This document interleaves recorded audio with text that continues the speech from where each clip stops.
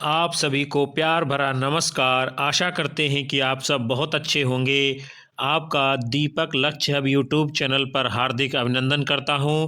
हम आपके लिए लेकर उपस्थित हैं सामान्य हिंदी व्याकरण भाग के मॉडल पेपर को, जो आपके लिए उत्तर प्रदेश पुलिस से लेकर भारतवर्ष की सभी प्रतियोगी परीक्षाओं में आपके लिए कारगर सिद्ध होने वाला है। और यदि अभी तक आप हमारे चैनल पर नए हैं तो कृपया सब्सक्राइब कर बेल आइकन दबा लें, ताकि आपको ऐसी ही महत्वपूर्ण कक्षाओं का नोटिफिकेशन आगे समय पर मिलता रहे। तो चलिए शुरुआत करते हैं आज के सेशन की। प्रश्न है आपका, किस शब्द की वर्तनी अशुद्ध है? विकल्प हैं आपके लंगड़, बुझक्कड़, कोंकड़, भुक्कड़। तो इनमें से जो गलत वर्तनी वाला शब्द है आपका विकल्प डी, भुक्खड़। फिर जो है भुक्खड़ लिखा कैसे जाएगा, ये भी आप देखते चलिए। भुक्खड़ ऐसे लिखा जाएगा, भुक्खड़। फिर अगला है, किस शब्द की वर्तनी अशुद्ध है? कौन सी अशुद्ध है? निरनुनासिक, छिद्रान्वेषी, गत्यर्थ, अंतश्चेतना। तो इनमें से जिस शब्द की वर्तनी अशुद्ध है वो है आपका विकल्प बी, छिद्रा अन्वेषी। जबकि क्या है, निरनुनासिक, गत्यर्थ और अंतश्चेतना, ये तीनों शब्द जो है बिल्कुल सही हैं। फिर जो है छिद्रान्वेषी लिखा कैसे जाएगा, ये भी हम देख लेते हैं। छिद्रान्वेषी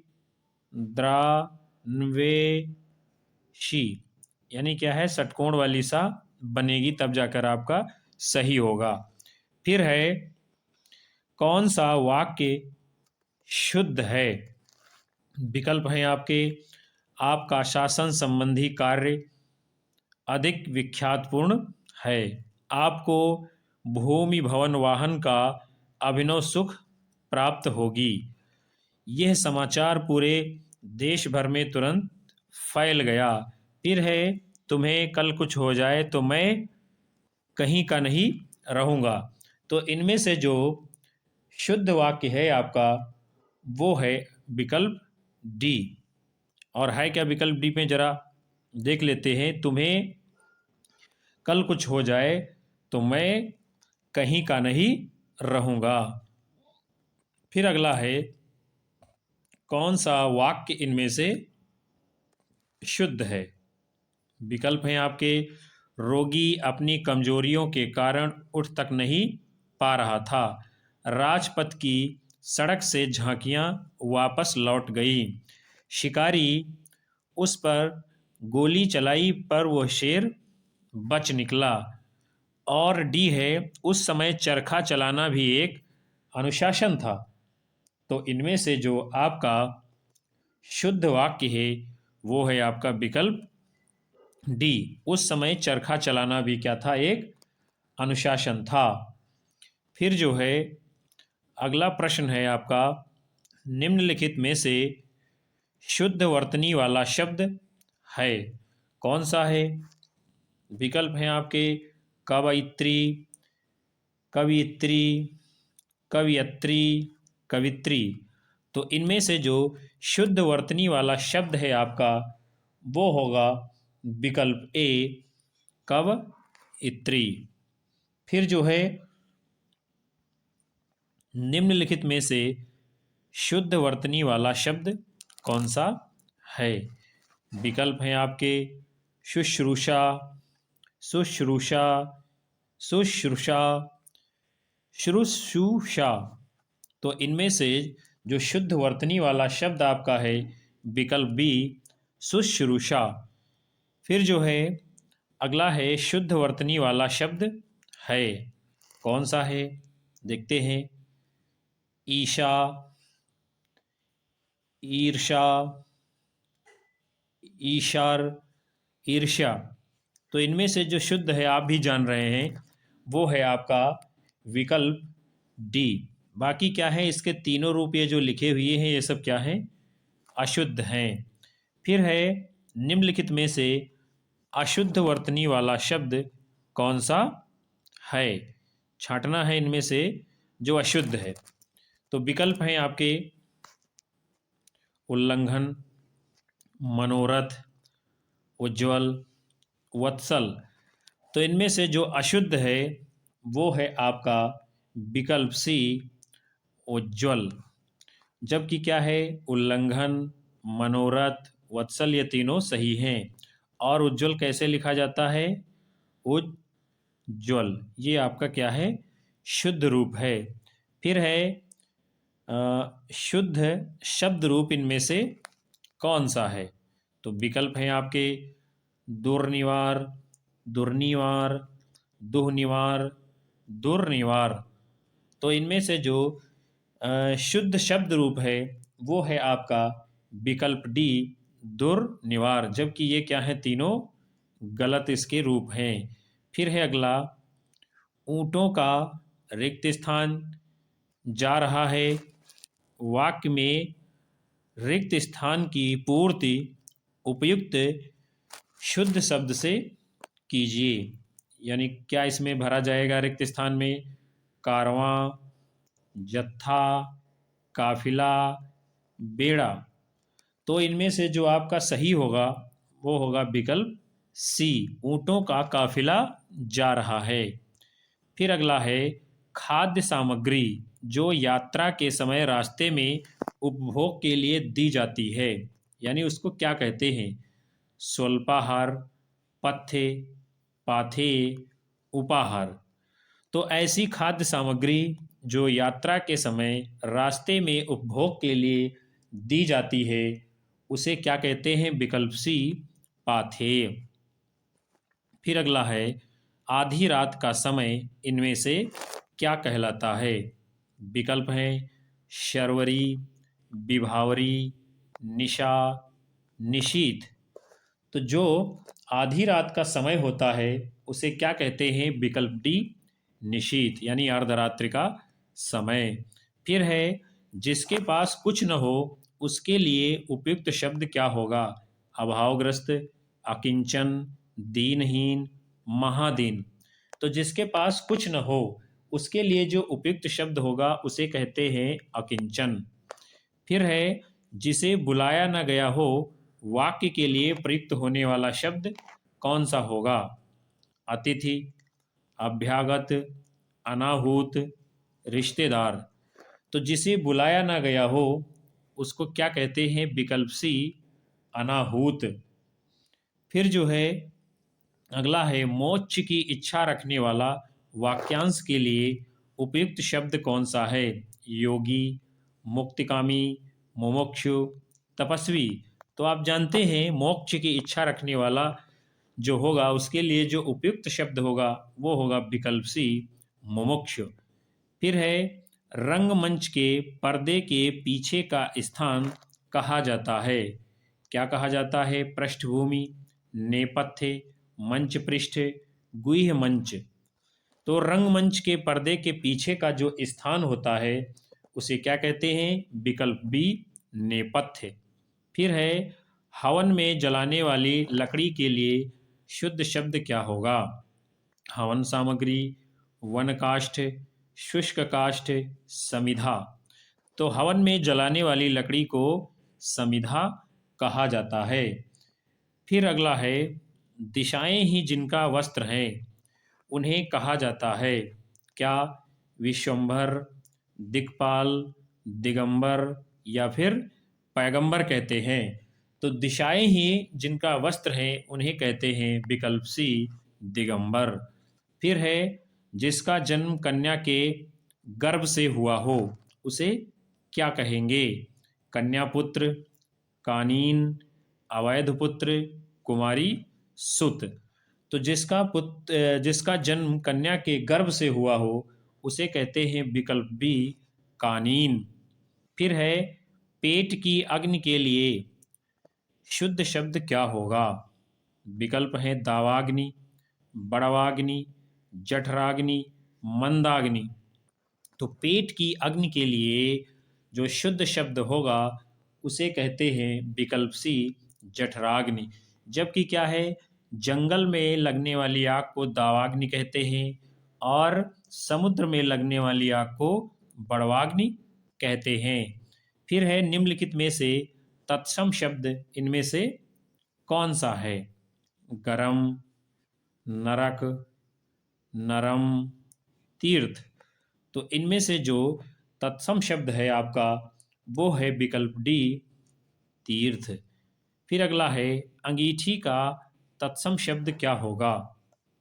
विकल्प हैं आपके अग्निका, अनिष्ठिका, अग्निष्ठिका, अग्निष्ठिकी।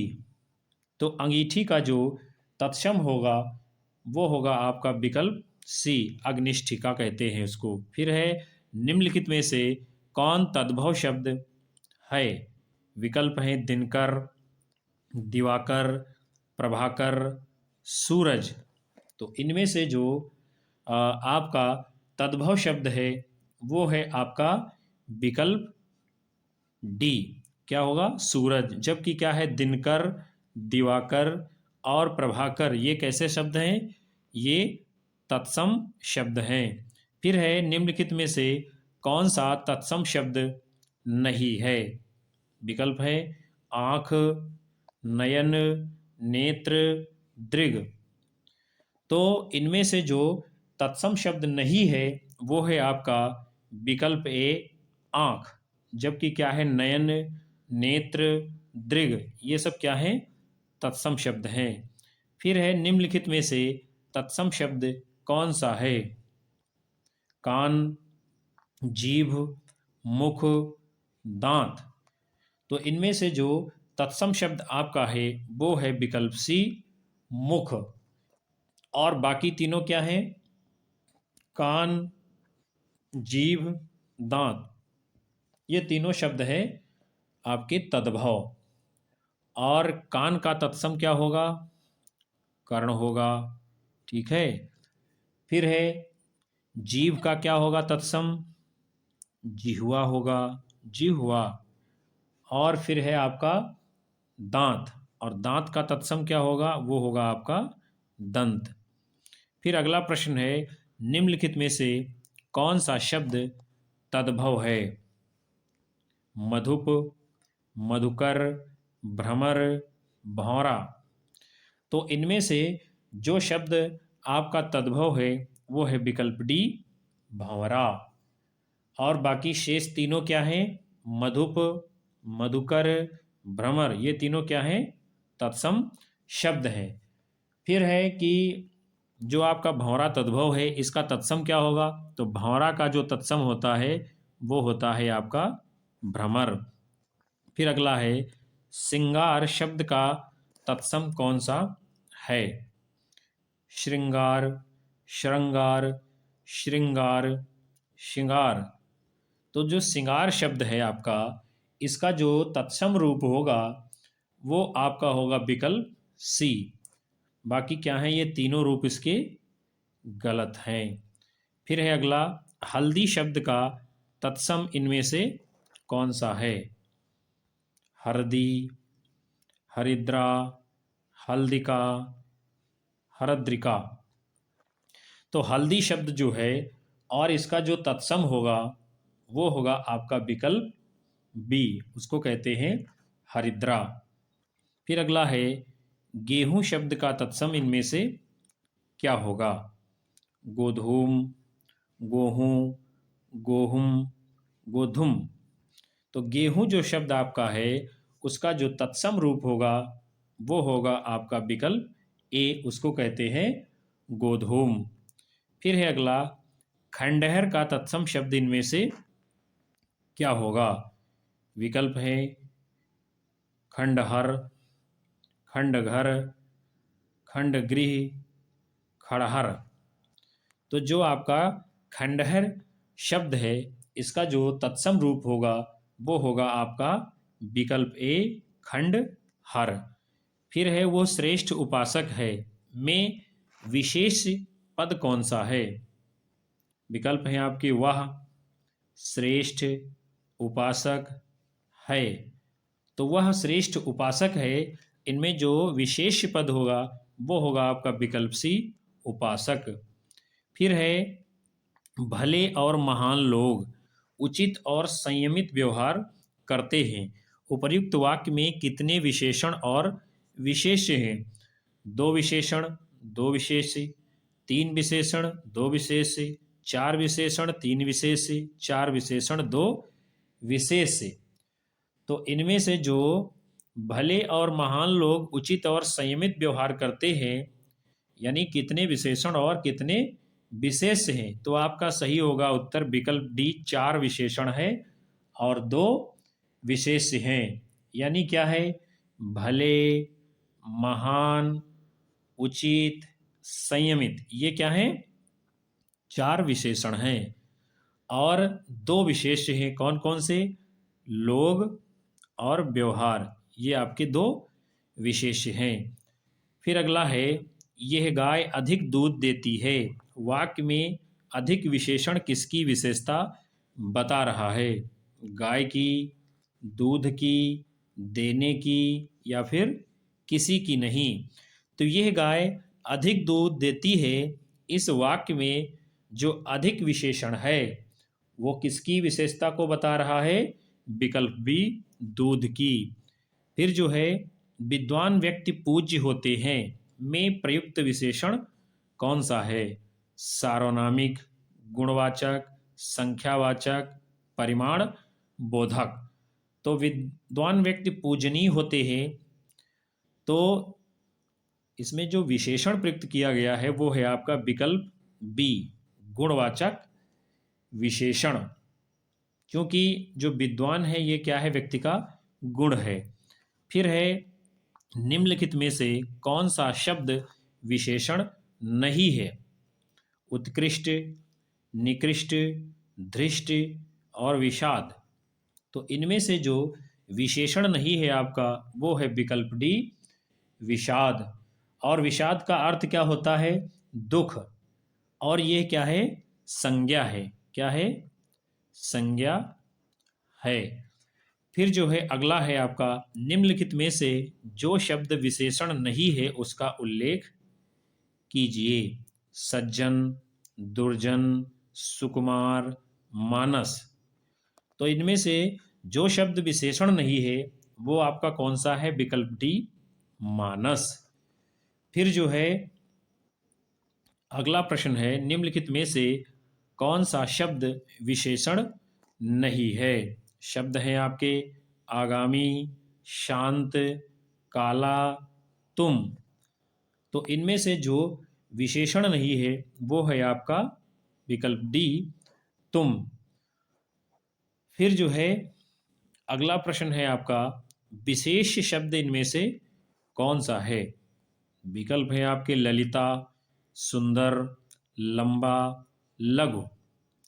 तो इनमें से जो विशेष शब्द है आपका वो है विकल्प ए, ललिता। फिर जो है अगला प्रश्न है आपका निम्नलिखित में से विशेष पद कौन सा है? विकल्प हैं उमा, कालिमा, मधुरिमा, महिमा। तो इनमें से जो विशेष है वो है आपका विकल्प ए, उमा। बाकी तीनों क्या हैं? कालिमा, मधुरिमा, महिमा, ये तीनों क्या हैं? विशेषण। क्या हैं? विशेषण। फिर जो है अगला है निम्नलिखित में विशेषण पद कौन सा है? विकल्प हैं आपके उपासना, उद्गार, आयतलोचना, वंदना। तो इनमें जो विशेषण पद है वो है आपका विकल्प सी, आयत लोचना। बाकी तीनों क्या हैं? उपासना, उद्गार, वंदना, ये तीनों क्या हैं? संज्ञा पद हैं। क्या हैं? संज्ञा पद। फिर है जीभ का पर्याय इनमें से कौन सा है? विकल्प है वचन, रसना, ध्वनि, जीव। तो इनमें से जो जीभ का पर्याय है वो है आपका विकल्प बी, रसना। फिर अगला बड़ा ही महत्वपूर्ण प्रश्न है जो बार बार परीक्षाओं में टकराता है, आपको देखने को मिलता है, वो है कौन सा शब्द अहि का पर्यायवाची नहीं है। विकल्प हैं आपके उरग, सरीसृप, पवनाश और सिंधुर। तो इनमें से जो अहि का पर्यायवाची नहीं है वो है आपका विकल्प डी, सिंधुर। अहि का अर्थ होता है सर्प, जबकि सिंधुर का अर्थ क्या होता है, उसको कहते हैं हाथी। क्या कहते हैं? हाथी। जबकि क्या है, उरग, पवनाश, सरीसृप, ये सब क्या है, सर्प के पर्यायवाची हैं।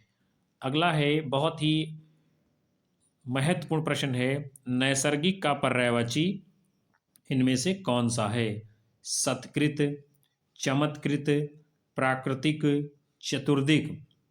तो नैसर्गिक का अर्थ होता है प्राकृतिक, तो इसका पर्यायवाची कौन सा होगा? विकल्प सी, प्राकृतिक। फिर है निम्नलिखित में से कौन सा शब्द हाथ का पर्यायवाची नहीं है? विकल्प है कटि, हस्त, पाणी, कर। तो इनमें से जो हाथ का पर्यायवाची नहीं है वो है आपका विकल्प ए। क्योंकि हस्त है, कर है, हाँ पाणी है, तीनों का मतलब क्या होता है? हाथ। जबकि कटि का अर्थ क्या है? कमर। क्या है? कमर। फिर है निम्नलिखित में कौन सा शब्द सूर्य का पर्यायवाची नहीं है? विकल्प है प्रभाकर, विभाकर, दिनकर, दिनेश। तो इनमें से जो सूर्य का पर्यायवाची शब्द नहीं है वो है आपका विभाकर। जबकि प्रभाकर, दिनकर और दिनेश ये तीनों क्या हैं? सूर्य के पर्यायवाची हैं। फिर जो है आपको ये भी जानना चाहिए कि विभाकर किसका है। तो विभाकर जो है आपका ये चंद्रमा का पर्यायवाची है। फिर अगला प्रश्न है चांदनी का पर्यायवाची शब्द इनमें से नहीं है। चंद्रातप, कौमुदी, ज्योत्सना, मयंक। तो इनमें जो चांदनी का पर्यायवाची शब्द नहीं है वो है आपका विकल्प डी, मयंक। और मयंक का अर्थ क्या होता है? मयंक का अर्थ होता है चंद्रमा। फिर अगला है निम्नलिखित में कौन सा शब्द सरस्वती का पर्यायवाची नहीं है? विकल्प हैं आपके वीणा, पाणी, महाश्वेता, पद्मा, भारती। तो इनमें से जो सरस्वती जी का पर्यायवाची नहीं है वो है आपका विकल्प सी, पद्मा। जबकि वीणा, पाणी, महाश्वेता और भारती ये तीनों क्या हैं? सरस्वती जी के पर्यायवाची हैं। फिर पद्मा किसका है ये भी आपको जानना चाहिए। पद्मा है आपका लक्ष्मी जी का पर्यायवाची। पद्मा जो है लक्ष्मी जी को कहते हैं। फिर अगला है जनार्दन किसका पर्यायवाची है? विकल्प है राम, कृष्ण, विष्णु, ब्रह्मा। तो इनमें से जनार्दन जिसके पर्यायवाची हैं वो शब्द आपका है विकल्प सी, विष्णु। यानी क्या है? विष्णु भगवान को जो है जनार्दन कहा जाता है, इसका अर्थ जो है विष्णु है। फिर है निम्नलिखित में से कौन सा शब्द समुद्र का पर्यायवाची नहीं है? पयोधि, जलद, जलधि, वारिधि। तो इनमें से जो समुद्र शब्द का पर्यायवाची नहीं है वो है आपका विकल्प बी, जलद। और जलद किसके लिए प्रयुक्त होता है? वो है बादल के लिए। ठीक है। जबकि पयोधि, जलधि और वारिधि ये तीनों क्या हैं? समुद्र के पर्यायवाची हैं। फिर अगला है निम्नलिखित में से शिव का पर्यायवाची शब्द कौन सा है? शिवालय, रुद्र, रुद्राक्ष, हरि। तो इनमें से जो शिव के लिए पर्यायवाची शब्द प्रयुक्त किया गया है वो है विकल्प बी, रुद्र। रुद्र माने क्या होता है? शिव। जबकि क्या है, बाकी तीनों के जो अर्थ हैं अलग है। शिवालय का तात्पर्य होता है शिव का मंदिर, और रुद्राक्ष क्या है? ये गले की माला में पहनते हैं। और हरि का अर्थ क्या होता है? विष्णु। क्या होता है? विष्णु हरि को कहते हैं। फिर अगला है अथ का विलोम क्या होगा? विकल्प हैं आपके पूर्ण, समाप्त, इति, खत्म। तो सबसे पहले तो हमको यही जानना चाहिए कि अथ का अर्थ क्या होता है। अथ का अर्थ होता है किसी चीज का प्रारंभ करना। तो इसका विलोम क्या होगा उल्टा, यानी क्या होगा? वो होगा आपका विकल्प बी, समाप्त या समापन। फिर है अभिज्ञ का विलोम है, कौन सा है? अज्ञ, तज्ञ, प्रज्ञ, चतुर। तो अभिज्ञ जो है शब्द है और इसका विलोम क्या होगा आपका? विकल्प ए, अज्ञ। और अभिज्ञ का अर्थ होता है जानने वाला, कुशल, जबकि अज्ञ का अर्थ है ना जानने वाला। अतः अभिज्ञ का विलोम क्या होगा? अज्ञ जो है होगा। फिर अगला प्रश्न है, बहुत ही महत्वपूर्ण प्रश्न है, कृतज्ञ का विलोम क्या है? विकल्प आपके हैं अकृतज्ञ, संवेदनहीन, कृतघ्न और जड़। तो कृतज्ञ का विलोम क्या होगा? विकल्प सी, कृतघ्न। कृतज्ञ का अर्थ होता है उपकार मानने वाला और कृतघ्न का अर्थ है उपकार ना मानने वाला। इसलिए क्या है, ये दोनों शब्द क्या हैं? एक दूसरे के विलोमार्थी हैं।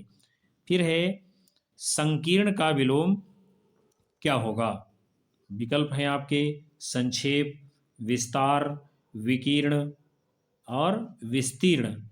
तो संकीर्ण शब्द का जो विलोम होगा वो होगा आपका विकल्प सी, विकीर्ण। फिर अगला है अनुरक्ति का विलोम क्या होगा? बड़ा ही महत्वपूर्ण शब्द और प्रश्न दोनों है ये। विकल्प है आपके विराग, विरक्ति, तिरोभाव और संशक्ति।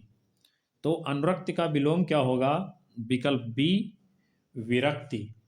और अनुरक्ति का अर्थ होता है लगाव या प्रेम, जबकि विरक्ति का अर्थ क्या होता है? विलगाव। फिर अगला है सापेक्ष का विलोम शब्द इनमें से क्या होगा? विकल्प हैं आपके असापेक्ष, निष्पक्ष, निरपेक्ष, आपेक्ष। तो सापेक्ष शब्द का इनमें से जो विलोम होगा वो है विकल्प सी, निरपेक्ष। फिर अगला प्रश्न है विग्रह का विलोम क्या होगा? विकल्प हैं आपके संधि, अविग्रह, आग्रह, ग्रहण। तो विग्रह का विलोम क्या होगा? आप जानते हैं, आपको पता भी होगा, विकल्प ए, संधि। और संधि का अर्थ है जोड़ना और विग्रह का अर्थ क्या होता है? अलग करना। फिर है निम्नलिखित में से कौन सा विलोम युग्म त्रुटिपूर्ण है? कौन सा है? अपेक्षा, उपेक्षा, अग्रज, अनुज, उन्नत, अवगत, आदान प्रदान। तो इनमें से जो विलोम युग्म गलत है यानी कि त्रुटिपूर्ण है वो है आपका विकल्प सी, उन्नत, अवगत। जबकि अपेक्षा, उपेक्षा ये क्या है? सही है। अग्रज का अनुज ये भी सही है। आदान का प्रदान ये भी सही है। और उन्नत का क्या होता है? अवनत। फिर जो है अगला प्रश्न है यथार्थ का विलोम क्या होगा? विकल्प हैं आपके कृत्रिम, आदर्श, उचित, अनुचित। तो यथार्थ शब्द का जो विलोम होगा वो होगा विकल्प बी, आदर्श। फिर जो है अगला प्रश्न है आपका साधु का विलोम शब्द क्या होगा? विकल्प हैं आपके साधुनी, सन्यासिनी, साध्वी और असाधु। तो साधु शब्द का जो विलोम होगा विकल्प डी आपका सही उत्तर है। क्या है सही? असाधु। तो दोस्तों आज आपने इस मॉडल पेपर के अंतर्गत सामान्य हिंदी व्याकरण के 100 बड़े ही महत्वपूर्ण प्रश्नों को देखा। मैं उम्मीद करता हूं कि आपको सत्र अवश्य पसंद आएगा। इसलिए कृपया वीडियो को लाइक करें, शेयर करें, कमेंट करें और अभी तक यदि हमारे चैनल पर नए हैं तो कृपया तुरंत सब्सक्राइब कर बेल आइकन दबा लें ताकि आगे आने वाली कक्षाओं का नोटिफिकेशन आपको समय पर मिलता रहे। और अपनी राय हमें ज़रूर दर्ज करें कमेंट बॉक्स में, आपको किस प्रकार की कक्षाएं आगे चाहिए, ताकि हम और अधिक सुधार और परिमार्जन के साथ आपके समक्ष अगली कक्षा रख सकें। तब तक के लिए नमस्कार, धन्यवाद, जय हिंद।